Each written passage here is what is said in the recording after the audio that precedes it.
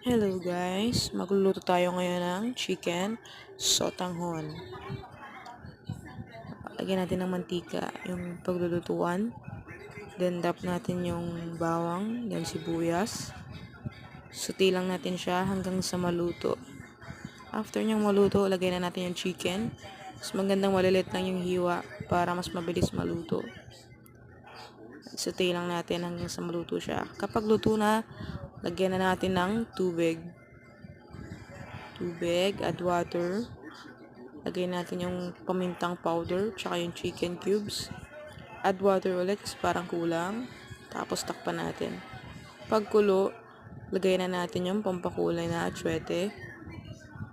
Tapos yung binabad na sotanghon for 2 minutes. Then add na rin natin yung gulay, shredded cabbage. Mas maraming gulay, mas masarap. Yun. After nun, takpan ulit. Iluto na to. Pwede nang kainin. Mas masarap kapag may tabasco. Thank you.